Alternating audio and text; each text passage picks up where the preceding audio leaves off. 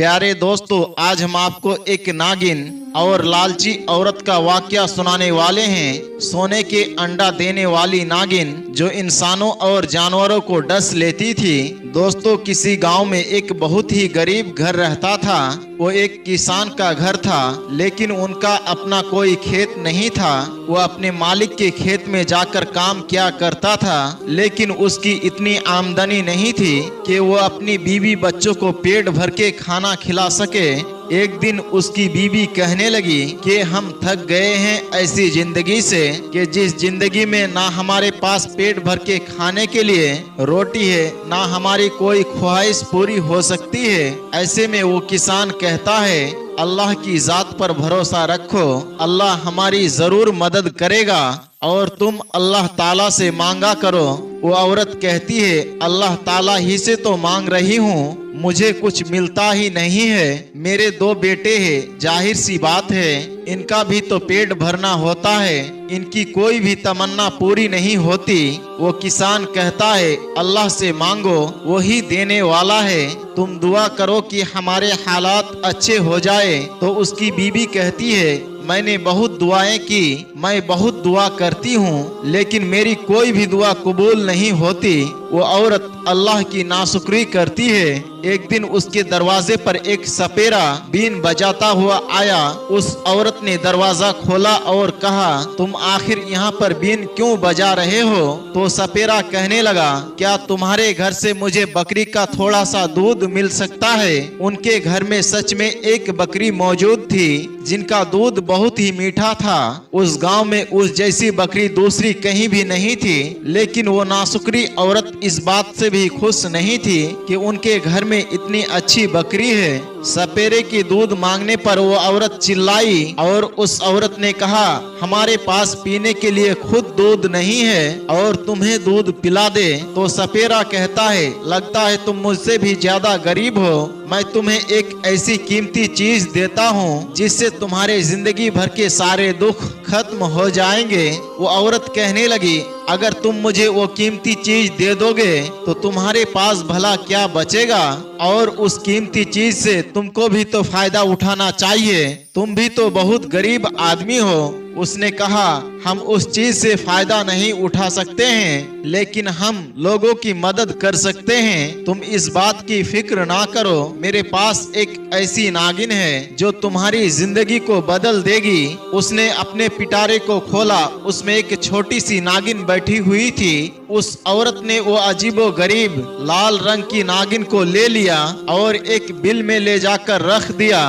उस औरत ने सोचा, मैंने सपेरे पर अंधा यकीन तो कर लिया है, पर कहीं नागिन हमें कुछ नुकसान ना पहुंचाए। फिर उसे याद आया, सपेरे ने कहा था, ये तुम्हें नुकसान नहीं पहुंचाएगी बल्कि तुम्हें फायदा ही फायदा देगी। उसने एक दिन तो उसको छुपा दिया और अपने शौहर को ये बात नहीं बताई। सुबह जब उसका शौहर काम पर जाने लगा तो उस नागिन के बिल के पास आई। वो ये देखकर हैरान रह गई, वहाँ पर एक सोने का अंडा रखा हुआ था। वो खुशी से मानो पागल हो गई, पहली बार जिंदगी में उसने सोना देखा था। वो जल्दी से बाजार गई और सोने को बेचकर घर के लिए बहुत सारा सामान लेकर आई। अब तो नागिन रोजाना सोने का एक अंडा देती। वो औरत रोजाना सोने के अंडा मिलने पर बहुत खुश होती थी। एक बार उसके शौहर ने कहा, तुम्हारे पास भला इतना पैसा कहाँ से आ रहा है?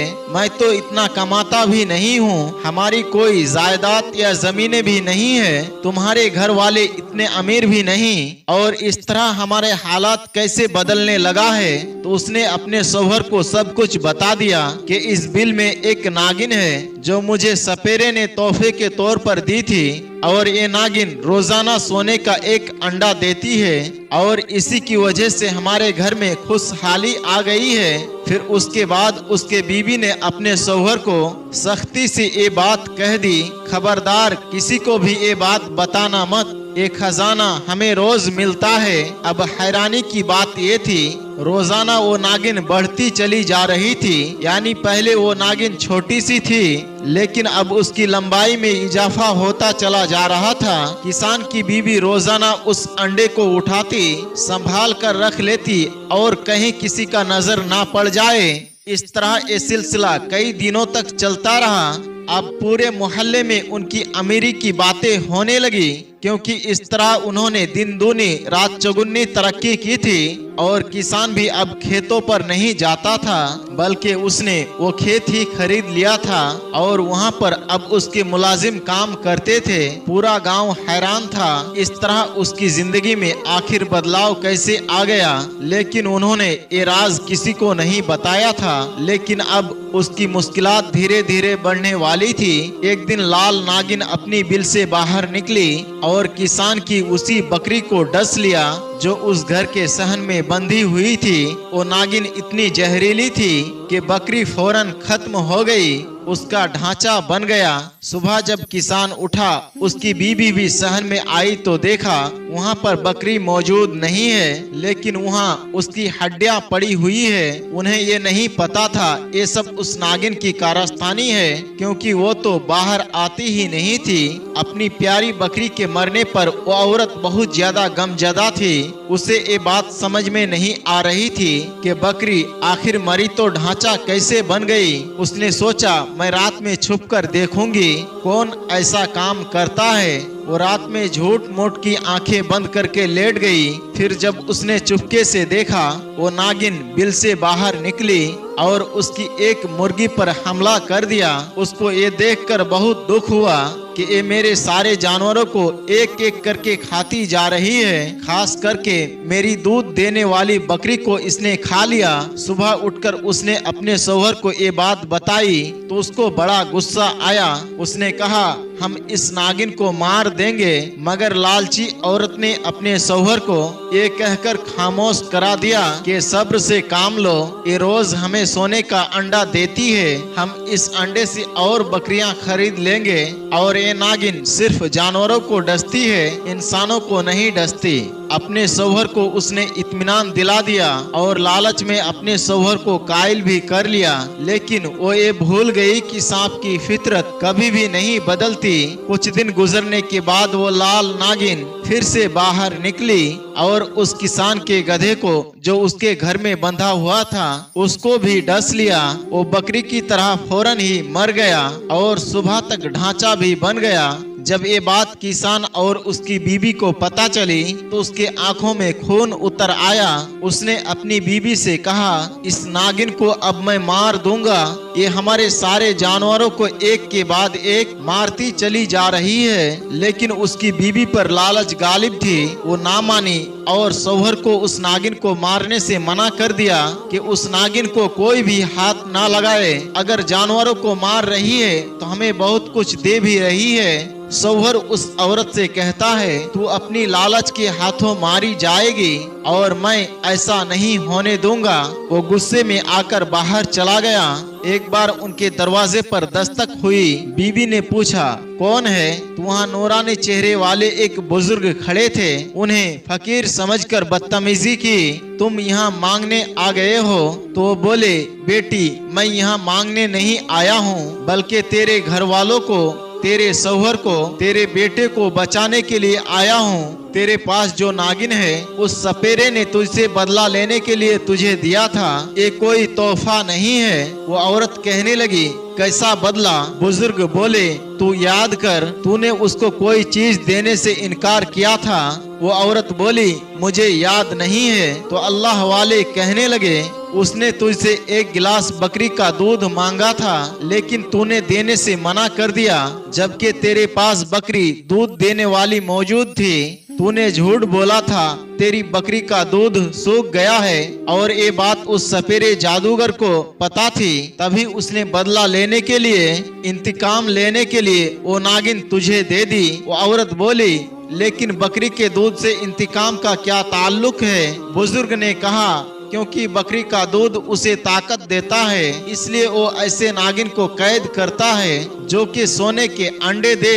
अभी वक्त है तू उस नागिन को मेरे हवाले कर दे ताकि मैं उसे अपने अमल से मार दूं।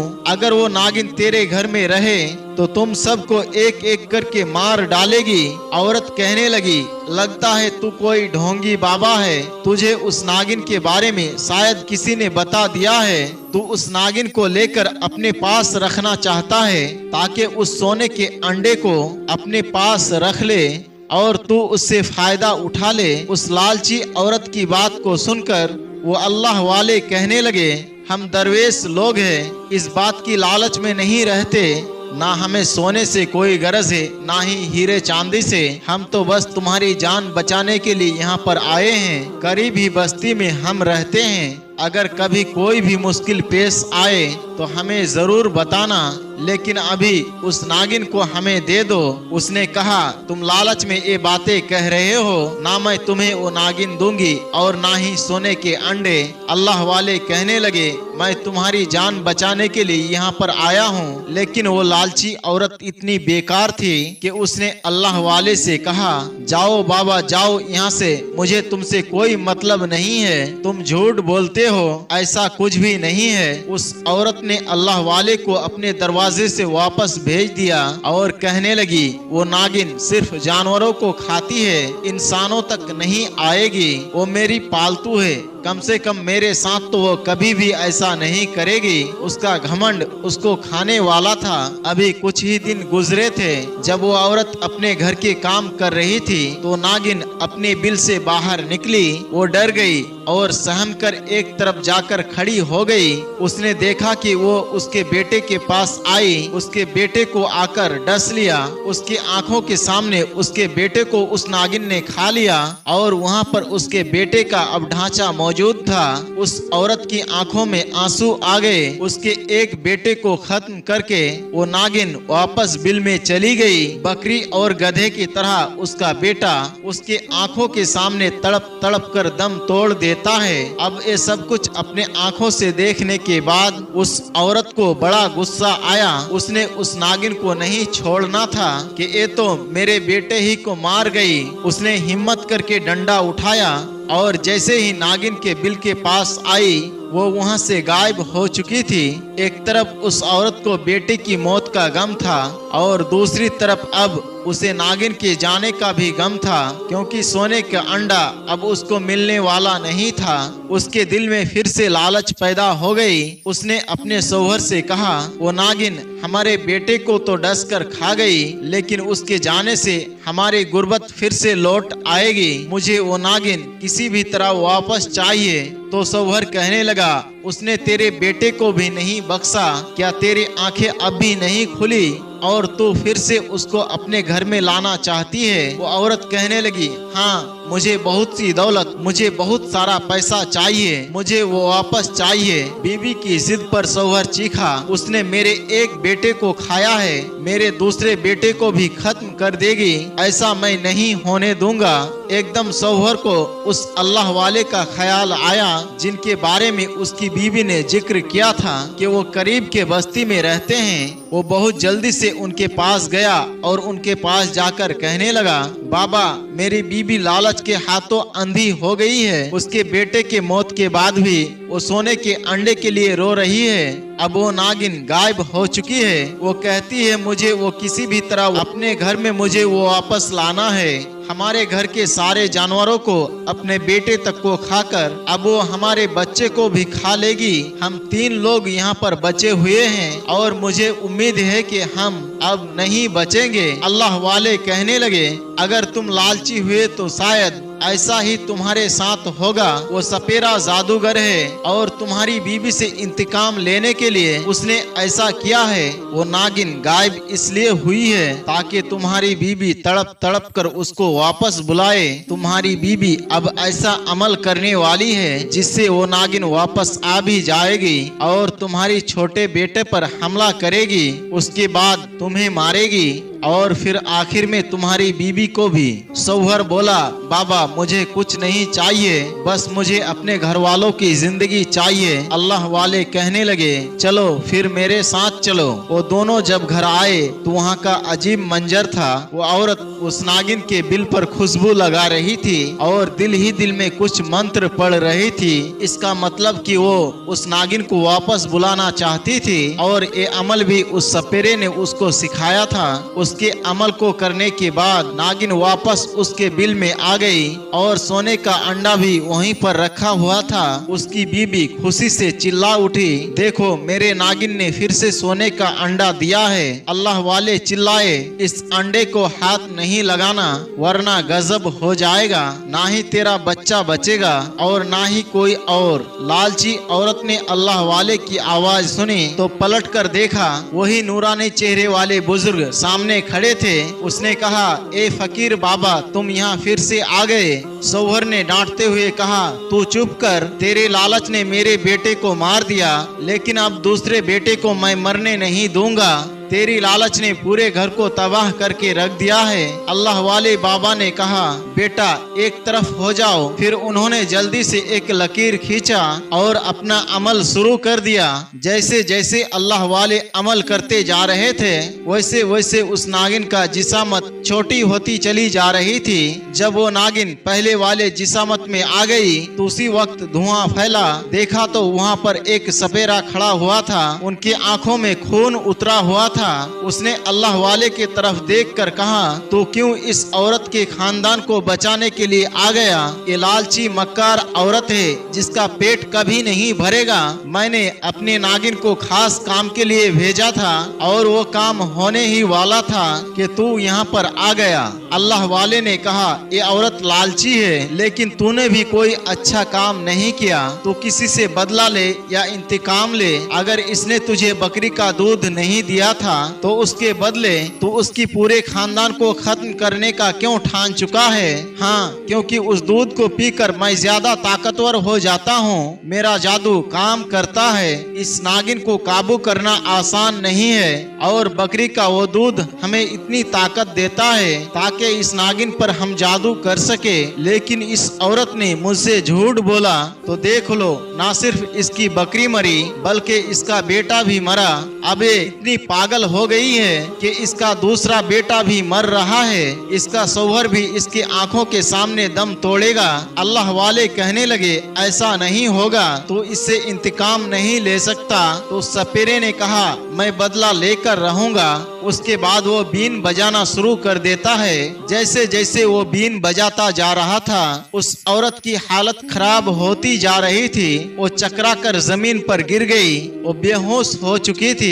अल्लाह वाले ने कहा, ए सपेरे तू बहुत गलत कर रहा है। ये औरत माना की लालची है लेकिन ये सुधर भी सकती है, तौबा भी कर सकती है। बेहतर है कि तू भी सुधर जा और यहाँ से चले जा, वरना तुझे मैं खत्म कर दूंगा। ये सुनकर सपेरा जोर जोर से हंसने लगा। उसने कहा, मेरा जादू इतना ज्यादा ताकतवर है कि तू मेरा कुछ भी नहीं बिगाड़ सकता। अल्लाह वाले ने उस नागिन के तरफ देखा जो बिल में छुप कर बैठी हुई थी। अल्लाह वाले उसके पास आए। उसने कुछ भी नहीं कहा। आप इतने जलाल में थे कि वो नागिन हिल भी नहीं पा रहे थे।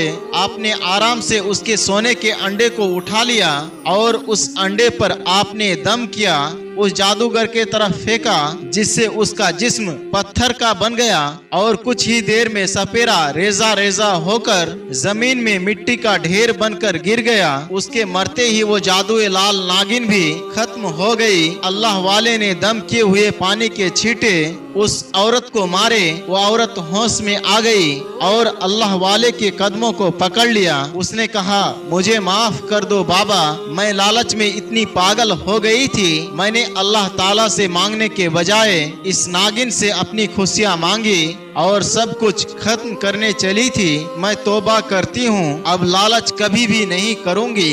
अल्लाह ताला ने जितना मुझे नवाजा है उसी में खुश रहूंगी, उसका शुक्र अदा करूंगी। उसके बाद उस औरत ने कभी भी लालच नहीं की और ना ही किसी फकीर को दुत्कारा, बल्कि उसने अल्लाह ताला से मांगा और अल्लाह ताला ने उसके शौहर का मेहनत का सिला उसे दिया और वो बहुत जल्द ही अमीर हो गया। लेकिन अपनी हलाल कमाई से अल्लाह वाले ने उस औरत को दुआ दी थी, तो जाहिर सी बात है अल्लाह ताला ने उसे इतना नवाजा कि अब वो लोगों की मदद करने लगी। दोस्तों, उम्मीद करते हैं कि आज की हमारी कहानी आपको जरूर पसंद आई होगी। आज के वीडियो के बारे में आपकी क्या राय है, कमेंट बॉक्स में जाकर जरूर कमेंट करें। दोस्तों, आज के लिए बस इतना ही। मिलते हैं एक नए वीडियो के साथ में, तब तक के लिए हमें इजाजत दे। अस्सलाम वालेकुम व रहमतुल्लाह।